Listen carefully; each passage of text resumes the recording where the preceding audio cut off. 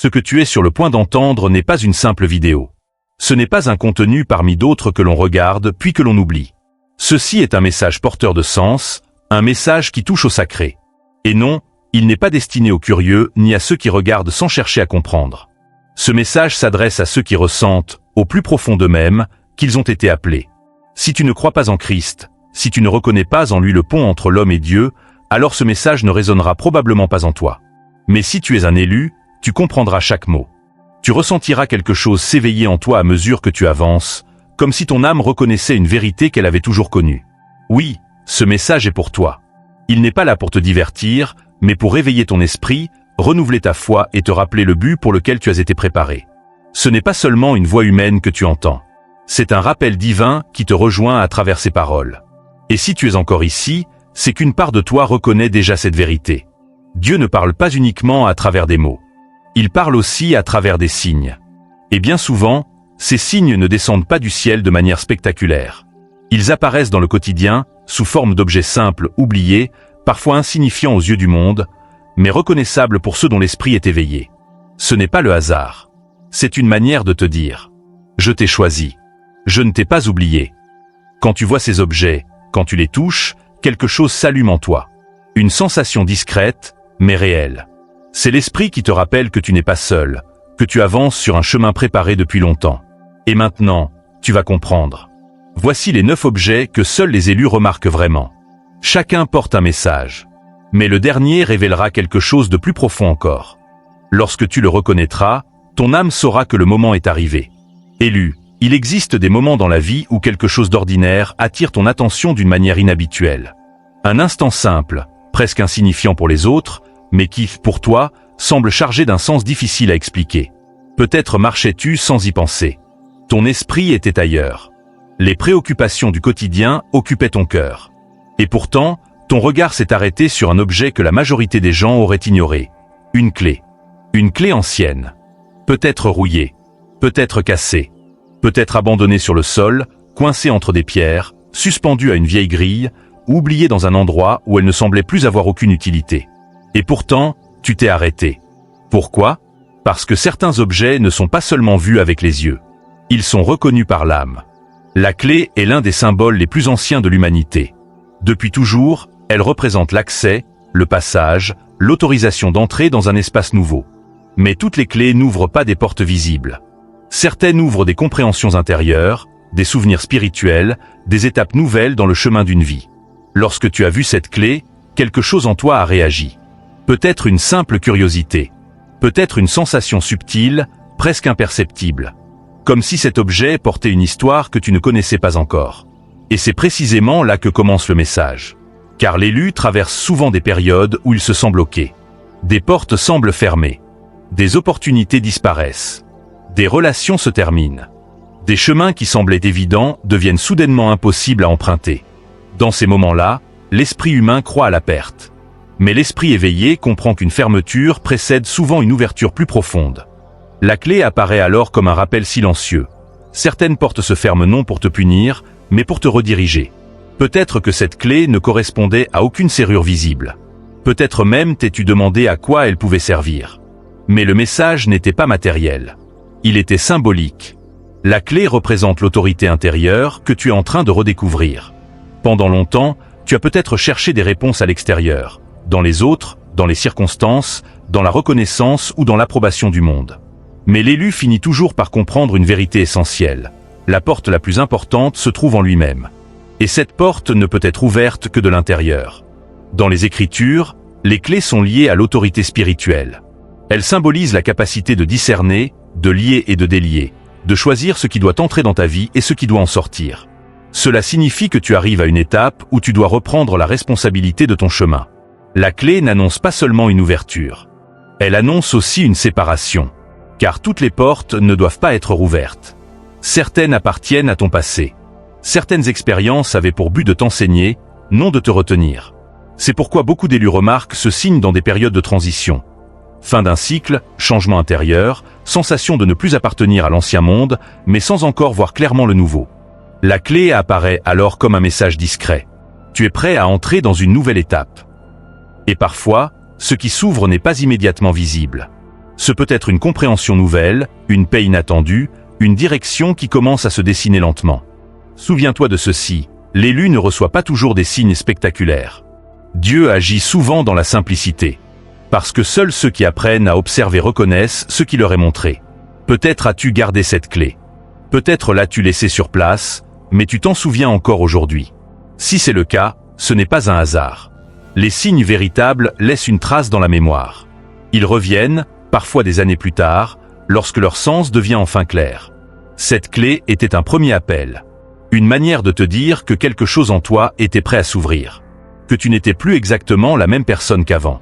Et si tu y repenses aujourd'hui, tu comprendras peut-être que depuis ce moment, quelque chose a changé. Une prise de conscience. Une distance avec ceux qui ne te correspondaient plus. Une envie de chercher plus profondément.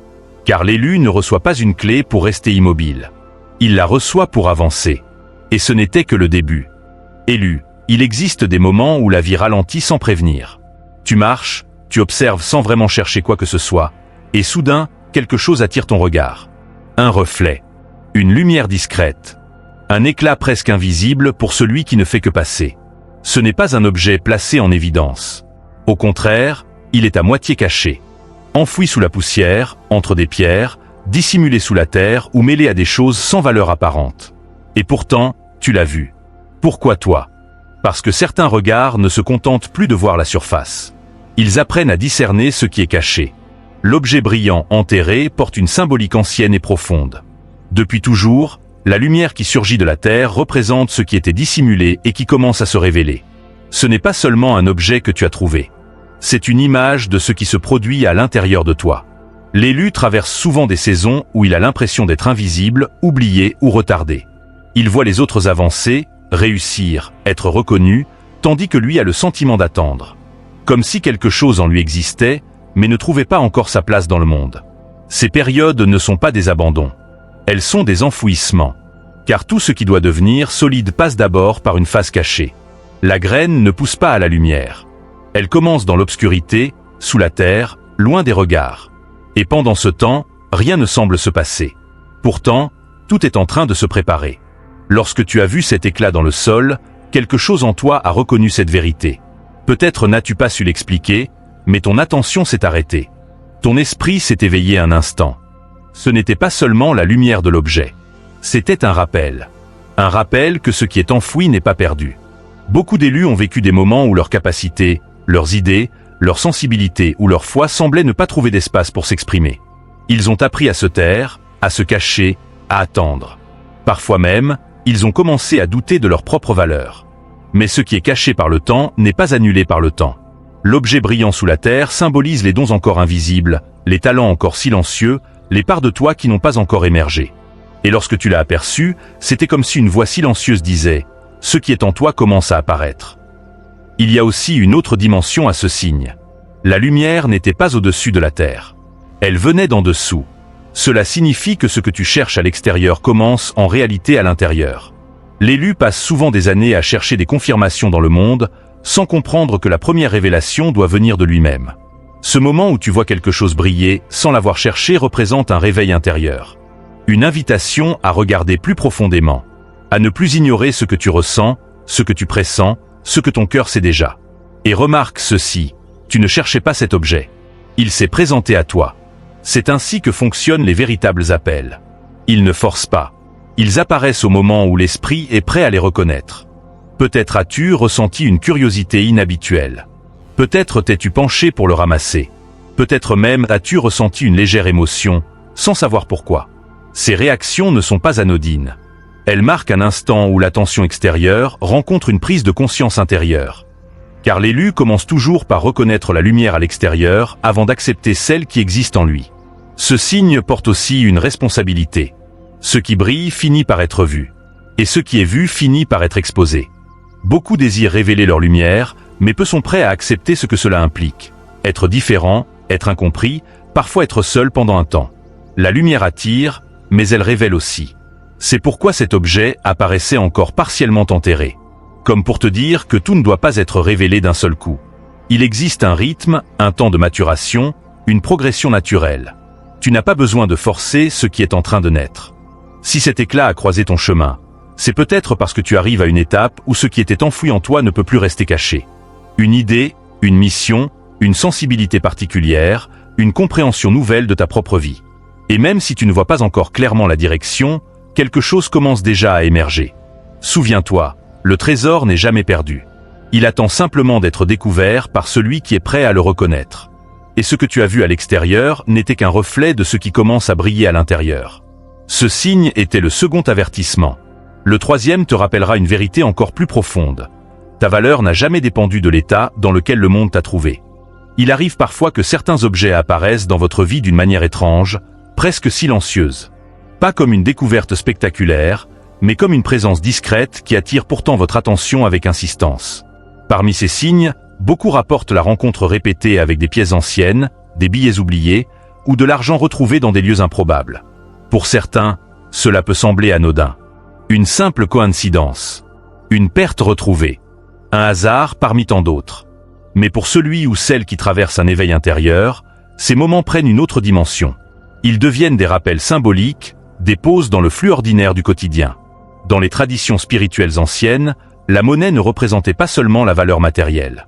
Elle symbolisait l'échange, le passage d'une énergie à une autre. Donner, recevoir, transmettre.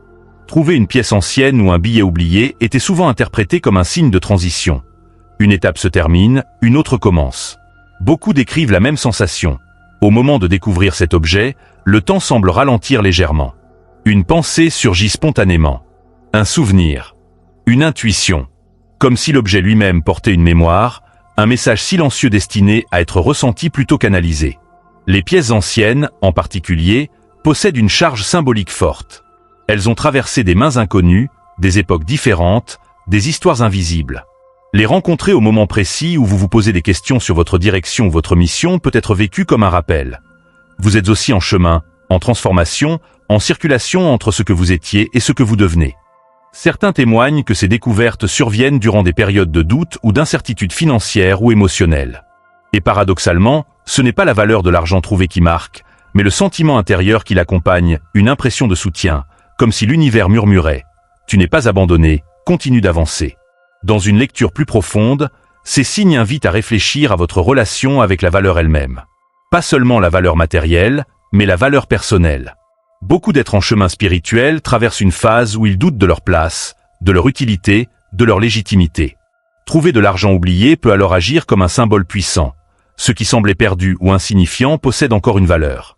Ce chapitre ne parle donc pas d'argent au sens matériel, mais de reconnaissance intérieure. La reconnaissance que ce qui a été mis de côté dans votre vie, talent, sensibilité, intuition, compassion, peut revenir à la surface au moment juste. Les anciens disaient que certains signes ne sont pas là pour être interprétés littéralement, mais pour éveiller l'attention. Lorsque vous commencez à remarquer ces détails, cela signifie souvent que votre perception change. Vous devenez plus présent, plus attentif aux synchronicités, plus conscient des petits messages cachés dans le quotidien. Et peut-être que le véritable signe n'est pas l'objet trouvé lui-même, mais le fait que vous l'ayez remarqué. Car l'éveil commence souvent ainsi, non par de grands miracles, mais par une nouvelle manière de voir ce qui était déjà là. Il existe des moments où le repos ne ressemble plus simplement au sommeil. Le corps dort, mais l'esprit semble voyager ailleurs. Beaucoup de personnes engagées dans une quête intérieure décrivent une période où les rêves deviennent plus intenses, plus clairs, parfois même troublants par leur réalisme. Et surtout, certains rêves reviennent. Les mêmes paysages, les mêmes chemins, les mêmes maisons ou villes qui semblent familières, alors même qu'elles n'existent pas dans la vie consciente. Ces rêves répétitifs ne se présentent pas toujours comme des messages évidents. Ils sont souvent silencieux, symboliques, chargés d'émotions plutôt que d'explications. On s'y retrouve à marcher dans un lieu inconnu, mais étrangement rassurant. On reconnaît des chemins que l'on n'a jamais empruntés. On rencontre des présences dont le visage reste flou, mais dont la présence semble importante. Dans de nombreuses traditions spirituelles, le rêve est considéré comme un espace intermédiaire. Un lieu où les résistances du mental s'apaisent, laissant émerger des contenus plus profonds. Ce n'est pas forcément une révélation spectaculaire, mais plutôt un processus de réorganisation intérieure. L'esprit utilise des images pour exprimer ce que les mots ne peuvent pas encore formuler. Les rêves récurrents apparaissent souvent lors des périodes de transition. Un changement intérieur est en cours, même si la personne n'en a pas encore pleinement conscience dans la vie éveillée. Le même décor revient alors comme une invitation à observer quelque chose qui n'a pas encore été compris ou intégré. Certaines personnes racontent rêver de chemins étroits, de forêts, de montagnes ou de villes partiellement éclairées. Ces images peuvent symboliser le passage d'un état à un autre. Le chemin représente le mouvement, la progression. L'obscurité partielle, quant à elle, évoque ce qui n'est pas encore révélé, mais qui se dévoile progressivement à mesure que l'on avance. Il est important de comprendre que ces expériences ne demandent pas d'être interprétées de manière rigide. Leur force réside souvent dans le ressenti laissé au réveil. Une paix inhabituelle, une nostalgie sans raison, ou parfois une impression d'avoir appris quelque chose sans pouvoir l'expliquer. Dans une perspective plus profonde, ces rêves peuvent aussi révéler la rencontre avec des parties oubliées de soi-même. Des aspects mis de côté par les exigences du monde extérieur, la sensibilité, l'intuition, la créativité, ou des blessures anciennes cherchant à être reconnues. Le lieu inconnu devient alors un espace intérieur, une représentation du territoire personnel encore inexploré. Beaucoup remarquent également que ces rêves surviennent au moment où ils commencent à ralentir intérieurement, à s'éloigner du bruit constant et des distractions. Lorsque l'attention revient vers l'intérieur, le subconscient trouve enfin un espace pour s'exprimer. Ce chapitre invite donc à une posture simple, observer sans forcer. Notez les sensations, les émotions, les répétitions. Car parfois, le sens ne se révèle pas immédiatement. Il apparaît avec le temps, lorsque l'expérience vécue dans le rêve rejoint une compréhension nouvelle dans la vie réelle. Et peut-être que ces lieux inconnus ne sont pas étrangers après tout. Peut-être sont-ils simplement des parties de vous-même que vous êtes en train de redécouvrir, pas à pas, dans le silence de la nuit. Il arrive parfois que certaines rencontres semblent dépasser le simple hasard. Des conversations surgissent au moment précis où une réponse était attendue. Une personne inconnue prononce exactement les mots dont on avait besoin pour avancer. Un visage apparaît brièvement dans notre vie, puis disparaît, laissant pourtant une empreinte durable. Ces moments, souvent appelés synchronicité, donnent l'impression que quelque chose de plus vaste est à l'œuvre. Dans le parcours spirituel, ces expériences sont fréquemment perçues comme des signes d'alignement. Non pas parce qu'un événement serait magique ou surnaturel en lui-même, mais parce qu'il survient au moment où l'on devient plus attentif aux détails de la vie.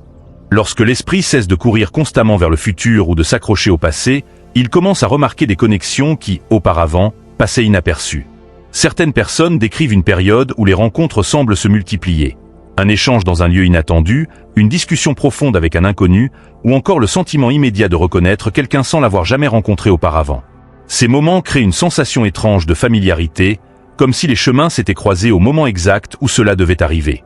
La synchronicité ne signifie pas que tout est prédéterminé, mais plutôt que certaines étapes de la vie deviennent plus claires lorsque l'on avance avec intention. Les rencontres agissent alors comme des miroirs. Elles révèlent des aspects de soi-même, des peurs à dépasser, ou des qualités à développer. Il arrive aussi que ces rencontres apportent des défis. Toutes ne sont pas confortables. Certaines confrontent, questionnent, ou obligent à sortir d'anciennes habitudes.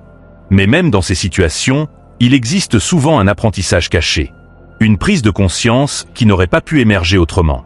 Dans une lecture plus intérieure, ces synchronicités apparaissent lorsque l'on commence à écouter davantage son intuition. On ressent l'élan d'aller dans un endroit précis, de contacter quelqu'un, ou d'accepter une invitation sans raison apparente. Et plus tard, on réalise que ce choix a ouvert une porte inattendue. Ce phénomène peut aussi se manifester par la répétition de certains symboles, de mots ou de thèmes. Un même message entendu à différents endroits. Une idée qui revient à travers plusieurs personnes. Comme si la vie insistait doucement pour attirer l'attention sur un point essentiel. L'important n'est pas de chercher des signes partout, mais de rester ouvert à ce qui se présente naturellement. Les synchronicités perdent leur sens lorsqu'elles sont forcées. Elles apparaissent plutôt lorsque l'on avance avec sincérité, sans attente excessive. Au fil du temps, ces rencontres inattendues construisent un sentiment de confiance. La sensation que même les détours ont un sens, que chaque interaction participe à une évolution plus grande. Et parfois, une simple conversation peut devenir le point de départ d'un changement profond. Peut-être que certaines personnes entrent dans votre vie pour rester. Peut-être que d'autres ne font que passer pour vous rappeler une direction. Mais chacune, d'une manière ou d'une autre, contribue à éclairer le chemin que vous êtes en train de parcourir. Dans une perspective plus intérieure, ces expériences peuvent aussi être vues comme un reflet de l'alignement personnel. Lorsque les pensées, les intentions et les actions commencent à s'harmoniser, la vie semble répondre différemment. Les opportunités apparaissent au moment opportun. Les bonnes personnes surgissent lorsque l'on est prêt à entendre ce qu'elles ont à dire. Cela ne signifie pas que tout devient facile ou parfait. Au contraire, certaines synchronicités poussent à faire des choix courageux, à quitter des zones de confort, ou à accepter des changements inattendus. Mais elles apportent souvent un sentiment profond de direction, même au milieu de l'incertitude. Avec le temps, ces expériences construisent une confiance nouvelle. La compréhension que chaque rencontre, même brève, peut avoir un sens. Que certaines conversations ne sont pas anodines. Et que parfois, une seule parole entendue au bon moment peut transformer une trajectoire entière. Peut-être avez-vous déjà vécu ces moments où tout semble s'aligner sans effort. Peut-être avez-vous rencontré quelqu'un qui a changé votre manière de voir les choses, sans même le savoir. Et si ces rencontres n'étaient pas seulement des coïncidences, mais des invitations discrètes à avancer vers la version la plus consciente et la plus authentique de vous-même. Il existe des moments dans la vie où tout semble ralentir sans que l'on comprenne immédiatement pourquoi. Les invitations diminuent, certaines relations s'éloignent naturellement, et un besoin inattendu de solitude apparaît. Ce retrait peut d'abord être perçu comme une perte, un vide ou même une forme d'isolement. Pourtant, pour beaucoup, cette période marque le début d'un travail intérieur profond. La solitude dont il est question ici n'est pas un abandon ni une exclusion. Elle ressemble davantage à une pause imposée par la vie elle-même. Un espace où le bruit extérieur se réduit afin que quelque chose de plus subtil puisse être entendu. Dans un monde constamment rempli de sollicitations, ce silence peut sembler inconfortable au départ. Le mental cherche à combler ce vide, à retourner vers l'agitation habituelle. Mais avec le temps, une autre sensation apparaît, celle d'un apaisement progressif. Beaucoup de personnes engagées dans une transformation personnelle racontent avoir traversé des périodes où elles ne se reconnaissaient plus dans certains environnements ou certaines conversations. Ce qui auparavant semblait important perd soudainement de son intensité. Les discussions superficielles fatiguent plus rapidement. Le besoin de sens devient plus fort que le besoin de distraction. Ce retrait intérieur permet souvent une forme de réalignement. Lorsque l'on cesse de répondre constamment aux attentes extérieures, on commence à se poser des questions plus essentielles. Qu'est-ce qui me nourrit réellement? Qu'est-ce qui me vide de mon énergie? Quelle direction correspond vraiment à ce que je suis devenu? Dans ces moments, des souvenirs oubliés peuvent remonter à la surface. Des émotions non exprimées trouvent enfin un espace pour être reconnues. Il ne s'agit pas toujours d'un processus confortable. Certaines vérités demandent du courage pour être acceptées. Mais cette confrontation intérieure ouvre aussi la porte à une plus grande clarté. La solitude devient alors un lieu de reconstruction. Les priorités changent. Les valeurs se redéfinissent. On apprend à apprécier la présence sans dépendre constamment de la validation extérieure. Et progressivement, une confiance plus calme s'installe. Une confiance qui ne dépend plus du regard des autres, mais d'une compréhension plus profonde de soi-même. Il est également fréquent que cette période soit accompagnée d'une sensibilité accrue. Les émotions deviennent plus intenses, les intuitions plus claires. Certains ressentent le besoin de marcher seuls, de passer du temps dans le silence, ou de réduire volontairement les stimulations inutiles. Ce n'est pas une fuite du monde, mais une préparation intérieure pour y revenir différemment. Dans de nombreuses traditions spirituelles, les périodes de retrait sont considérées comme nécessaires avant un nouveau cycle. Avant toute transformation visible, il existe une phase invisible où les fondations se reconstruisent. Comme une graine sous la terre, rien ne semble se produire extérieurement, alors que le changement est déjà en cours. Il est important de comprendre que cette solitude n'est pas destinée à durer éternellement. Elle agit comme un passage, une transition entre ce que l'on était et ce que l'on devient. Et lorsque cette phase se termine, les relations qui restent ou qui apparaissent ensuite sont souvent plus authentiques, plus alignées avec la personne que l'on est réellement devenu. Avec le recul, beaucoup réalisent que ces moments de silence étaient nécessaires.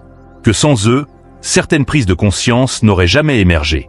Que le calme apparent caché est en réalité une profonde transformation. Peut-être traversez-vous actuellement une période où tout semble plus silencieux autour de vous.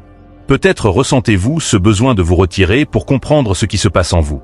Et si cette solitude n'était pas une absence, mais une invitation à vous retrouver, à vous reconstruire. Il arrive parfois un moment où la vie extérieure semble identique, mais où quelque chose, à l'intérieur, a profondément changé. Les mêmes lieux, les mêmes personnes, les mêmes habitudes sont toujours présents. Et pourtant, le regard que l'on pose sur le monde n'est plus le même. Ce changement ne s'explique pas toujours par un événement précis. Il apparaît progressivement, ou parfois de manière soudaine, comme un réveil intérieur silencieux. Beaucoup décrivent cette phase comme une sensation de décalage. Ce qui semblait autrefois essentiel perd de son importance. Les réactions automatiques disparaissent peu à peu. Là où il y avait autrefois de la colère, il peut apparaître de la compréhension. Là où il y avait de l'impatience, une forme de calme inattendu prend place. Ce n'est pas que les difficultés disparaissent, mais la manière d'y répondre se transforme. Ce type de changement intérieur s'accompagne souvent d'une sensibilité accrue à l'authenticité. Les discours superficiels deviennent plus difficiles à supporter. Les environnements chargés de tension ou de négativité sont ressentis plus intensément. À l'inverse, les moments simples, le silence, la nature, une conversation sincère, prennent une valeur nouvelle. Ce qui nourrit réellement l'âme devient plus évident. Certaines personnes remarquent également une modification de leur rapport au temps. L'urgence constante diminue. Le besoin de tout contrôler s'apaise. Une compréhension plus profonde émerge. Tout ne dépend pas uniquement de l'effort ou de la volonté, mais aussi du moment juste. Cette prise de conscience apporte une forme de patience intérieure, souvent inconnue auparavant. Il peut aussi y avoir des périodes de confusion. Lorsque la perception change, les anciens repères ne fonctionnent plus, mais les nouveaux ne sont pas encore totalement installés. Cette phase intermédiaire peut donner l'impression d'être perdue. En réalité, il s'agit souvent d'un processus d'ajustement. L'esprit apprend à fonctionner différemment, à observer avant de réagir, à ressentir avant de juger. Dans ce processus, certaines croyances anciennes tombent naturellement. Des peurs qui semblaient insurmontables perdent leur pouvoir.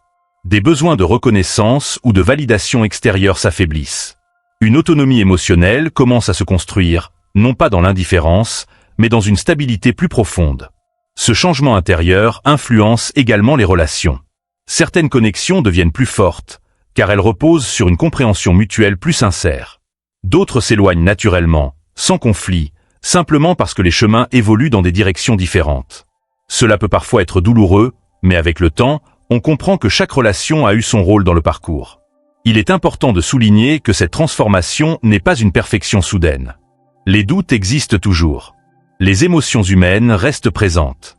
Mais une différence essentielle apparaît. On ne se définit plus uniquement par ces fluctuations. Une part plus stable de soi commence à émerger, observant les événements avec plus de recul. Dans de nombreuses traditions spirituelles, ce passage est décrit comme une expansion de la conscience. Non pas une élévation au-dessus des autres, mais une compréhension plus large de la vie et des expériences humaines. Une capacité à voir au-delà des apparences immédiates, à percevoir les leçons cachées derrière les épreuves. Avec le temps, ce changement devient une force silencieuse. Il ne cherche pas à être montré ou prouvé. Il se manifeste dans la manière de parler, d'écouter, de réagir. La présence devient plus calme, plus assurée, sans besoin d'imposer quoi que ce soit. Peut-être avez-vous déjà ressenti ce moment où vous avez compris que vous n'étiez plus la même personne qu'avant. Peut-être avez-vous remarqué que certaines choses ne vous atteignent plus comme auparavant. Et si ce changement n'était pas une perte de ce que vous étiez, mais l'émergence progressive de ce que vous êtes réellement en train de devenir. Il existe des périodes dans la vie où les difficultés semblent se succéder sans répit. À peine une épreuve est-elle traversée qu'une autre apparaît. Sur le moment, cela peut donner l'impression d'une injustice ou d'un épuisement profond, comme si le poids des événements devenait trop lourd à porter. Pourtant, avec le recul, beaucoup réalisent que ces phases ont façonné en eux une force qu'ils ne soupçonnaient pas auparavant.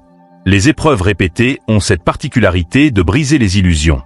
Elles obligent à abandonner certaines certitudes, à revoir ses priorités, et parfois à reconstruire entièrement sa manière d'avancer. Là où l'on cherchait autrefois la sécurité extérieure, on commence progressivement à développer une stabilité intérieure. Une capacité à rester debout même lorsque les circonstances ne sont pas favorables. Au début, ces expériences sont rarement comprises. Elles suscitent des questions, parfois de la colère ou un sentiment d'incompréhension. Pourquoi cela arrive-t-il encore? Pourquoi faut-il recommencer?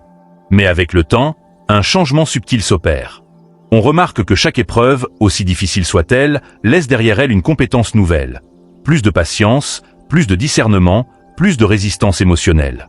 Certaines personnes observent qu'après avoir traversé plusieurs difficultés, leur réaction face aux problèmes change radicalement. Là où il y avait autrefois de la panique, il y a maintenant de l'observation. Là où l'on se sentait submergé, on apprend à respirer, à prendre du recul, à chercher une solution plutôt qu'à s'effondrer. Ce n'est pas que la douleur disparaît, mais elle ne contrôle plus entièrement la réaction. Ces périodes d'épreuve révèlent également les ressources invisibles que chacun porte en soi. Des qualités qui restent souvent dormantes tant que la vie demeure confortable. Le courage, la persévérance, la compassion envers les autres qui souffrent. Celui qui a traversé des tempêtes développe souvent une capacité particulière à comprendre silencieusement les luttes des autres. Il arrive aussi que ces épreuves créent un sentiment de solitude. L'impression que personne ne peut réellement comprendre ce que l'on traverse. Mais paradoxalement, cette solitude devient parfois le lieu où naît une relation plus profonde avec soi-même. On apprend à s'écouter, à reconnaître ses limites, à accepter ses fragilités sans les voir comme des faiblesses. Dans une lecture plus intérieure, les épreuves répétées agissent comme un processus de purification. Elles enlèvent progressivement ce qui n'est plus essentiel. Les dépendances émotionnelles, les attentes irréalistes, les attachements qui empêchent d'avancer. Ce processus peut sembler dur, mais il ouvre souvent la voie à une plus grande liberté intérieure. Il est également fréquent que, après une période difficile, une nouvelle clarté apparaisse. Des opportunités inattendues émergent. Des directions qui semblaient fermées s'ouvrent soudainement. Comme si les épreuves avaient préparé le terrain pour une nouvelle étape. Ce n'est pas une récompense immédiate, mais une conséquence naturelle du changement intérieur qui s'est produit. Avec le temps, une compréhension plus profonde s'installe. La force ne signifie pas ne jamais tomber, mais apprendre à se relever différemment à chaque fois. Chaque difficulté traversée devient alors une preuve silencieuse de résilience. Peut-être regardez-vous aujourd'hui votre parcours en vous demandant pourquoi certaines choses ont été si difficiles. Peut-être avez-vous l'impression d'avoir dû être plus fort que les autres pour avancer. Et si ces épreuves n'avaient pas seulement été des obstacles, mais des étapes nécessaires pour révéler une force intérieure que seule l'expérience pouvait faire émerger. Il arrive parfois qu'un simple mot, une phrase lue au hasard, ou un message découvert au moment précis où l'on en avait besoin, produisent un effet inattendu. Ce ne sont pas forcément de longs discours ni des explications complexes. Parfois, une seule ligne suffit pour arrêter le flot des pensées, toucher quelque chose de profond et provoquer un silence intérieur. Tu as peut-être déjà vécu cela. Une phrase aperçue dans un livre ouvert par hasard. Quelques mots écrits sur un papier oublié. Une citation croisée au moment exact où tu traversais une période de doute. Et soudain, sans pouvoir l'expliquer, tu as eu l'impression que ces mots s'adressaient directement à toi.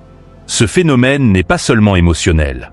Les mots ont un pouvoir particulier parce qu'ils donnent une forme à ce qui était jusque-là confus ou invisible à l'intérieur. Ils mettent des mots sur un ressenti que l'on n'arrivait pas à exprimer. Et lorsque cela arrive, quelque chose se réaligne. L'esprit comprend ce que le cœur ressentait déjà. Dans certaines périodes de la vie, on cherche des réponses à l'extérieur, dans les opinions des autres, dans les conseils, dans les signes visibles. Pourtant, il arrive un moment où la réponse ne vient plus sous forme d'événements, mais sous forme de compréhension. Une phrase devient alors comme un miroir. Elle ne crée pas la vérité, elle la révèle. Il est intéressant de remarquer que ces mots apparaissent souvent lorsque l'on est prêt à les entendre. Une même phrase, lue à un autre moment, aurait peut-être laissé indifférent. Mais au bon instant, elle résonne différemment. Elle touche une expérience vécue, une question restée ouverte, une inquiétude silencieuse. Ces moments donnent parfois la sensation d'être compris sans avoir parlé. Comme si quelqu'un, quelque part, avait déjà traversé ce que tu vis et avait laissé une trace pour celui qui viendrait après. Cette impression crée un apaisement, car elle rappelle que l'on n'est pas seul dans ces questionnements. Les mots écrits ont aussi une fonction de rappel. Ils ramènent l'attention vers l'essentiel lorsque l'esprit se disperse. Ils recentrent lorsque la confusion s'installe. C'est pourquoi certaines phrases restent gravées longtemps dans la mémoire. Elles deviennent des repères intérieurs, des points d'ancrage auxquels on revient dans les moments d'incertitude. Il arrive également que ces messages provoquent un inconfort. Non pas parce qu'ils sont faux, mais parce qu'ils mettent en lumière une vérité que l'on évitait de regarder. Un appel à changer quelque chose, à prendre une décision, à avancer dans une direction que l'on repoussait. Les mots, dans ce cas, ne consolent pas seulement, ils réveillent. Et c'est peut-être là leur rôle le plus profond, réveiller ce qui était déjà présent mais endormi. Car souvent, la réponse que l'on cherche n'est pas entièrement nouvelle. Elle existait déjà en soi, mais n'avait pas encore trouvé sa forme consciente. Avec le temps, on comprend que ces rencontres avec des mots ne sont pas toujours des coïncidences insignifiantes. Elles marquent des moments de transition, des instants où une compréhension nouvelle commence à émerger, où une étape intérieure se termine pour laisser place à une autre. Peut-être qu'en repensant à ton parcours, tu peux te souvenir d'une phrase qui t'a marqué plus que les autres. Une phrase qui est restée en toi longtemps après l'avoir lue. Une phrase qui a changé ta manière de voir une situation ou de te voir toi-même. Et si ces mots n'étaient pas simplement passés devant toi, mais s'ils étaient apparus au moment exact où tu étais prêt à entendre ce que ton âme savait déjà. Car parfois, le dernier message n'est pas celui qui ajoute quelque chose de nouveau. C'est celui qui confirme silencieusement ce que tu es déjà en train de devenir. Si tu es arrivé jusqu'ici, ce n'est pas un hasard. Chaque chapitre t'a conduit progressivement vers une compréhension plus profonde. Non pas une vérité imposée de l'extérieur, mais une reconnaissance intérieure. Car ce que tu as entendu tout au long de ce message n'avait pas pour but de te convaincre, mais de te réveiller. Depuis le début, il ne s'agissait pas réellement d'objets, ni même d'événements particuliers. Tout cela n'était que des miroirs, des symboles, des points d'attention placés sur ton chemin pour te ramener vers quelque chose de plus essentiel. La conscience de ton propre appel. Beaucoup attendent un moment spectaculaire pour comprendre leur mission. Ils imaginent une révélation soudaine, un signe évident, une certitude immédiate. Pourtant, la plupart du temps, l'appel ne se manifeste pas dans le bruit, mais dans une série de prises de conscience silencieuses. Une accumulation de petits moments où quelque chose en toi commence à dire « il est temps ». L'appel ne signifie pas que tout devient clair instantanément. Au contraire, il marque souvent le début d'une période où les anciennes certitudes tombent, où les repères changent, où l'on comprend que l'on ne peut plus continuer à vivre de la même manière qu'avant. Ce n'est pas une fin, c'est un commencement. Comprendre cela est essentiel. Beaucoup pensent que l'éveil est une destination. En réalité, c'est une responsabilité. Car reconnaître un appel implique un choix. Le choix d'écouter ou d'ignorer.